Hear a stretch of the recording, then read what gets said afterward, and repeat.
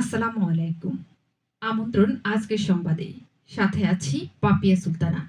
শুনছেন radio Sagardwip FM 99.2। আজ শুক্রবার 21 নভেম্বর 2025 খ্রিস্টাব্দ, 6 অগ্রহায়ণ 1432 বঙ্গাব্দ, 30 জমাদিউল আউয়াল 1447 হিজরি। শুরুতেই সংবাদ শিরোনাম।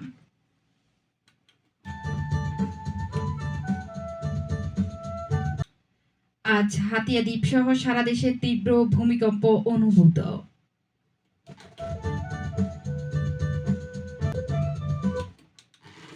শুনলেন সংবাদ শিরোনাম।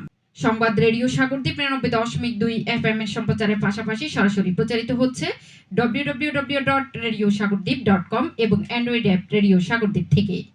এবারে বিস্তারিত। শুরুতেই স্থানীয় সংবাদ।